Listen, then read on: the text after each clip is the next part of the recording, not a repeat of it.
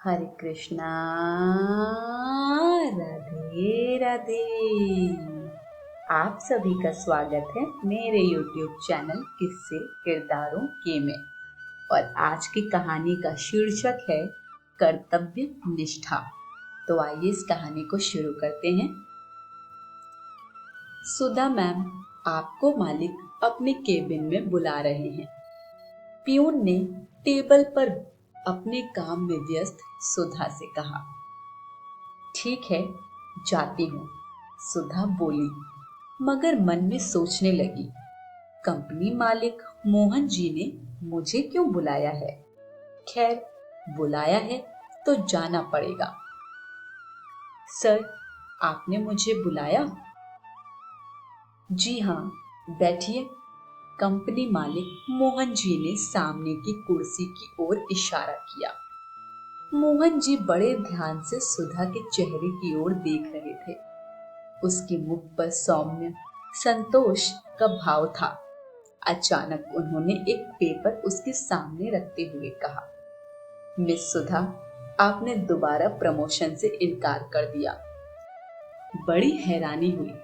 आज ऑफिस में हर एक पदोन्नति के लिए होड़ सी लगाए है और एक आप हैं कि दूसरी बार इनकार कर रही हैं।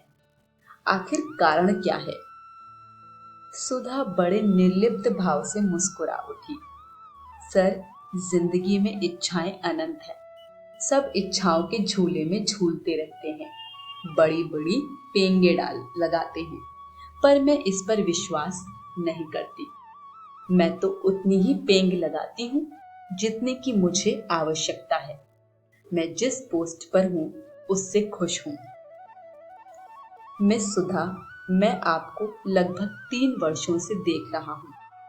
कंपनी में मैनेजर सहित तमाम कर्मचारी आपके काम की तारीफ करते हैं, मगर तरक्की किसे नहीं पसंद?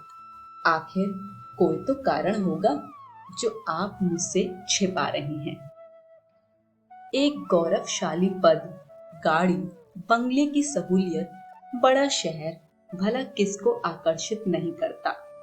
जिंदगी एक सुनहरे मोड़ पर आपका इंतजार कर रही है और आप मोड़ की ओर जाना ही नहीं चाहती।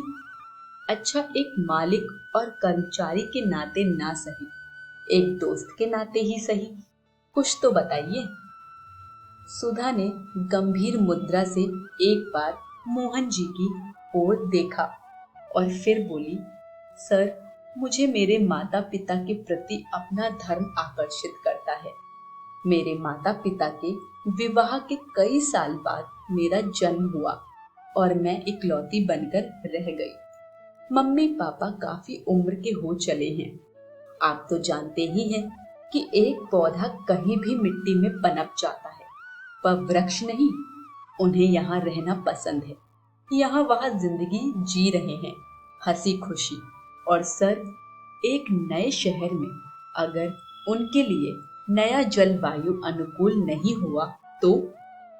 माना बड़ा बंगला, गाड़ी, ओहदा होगा, मगर जिनके लिए मेरा जीवन है, यदि वह वहाँ खुश नहीं रह पाएंगे तो ऐसे ओहदे, बंगले, गाड़ी मेरे लिए बेईमानी है।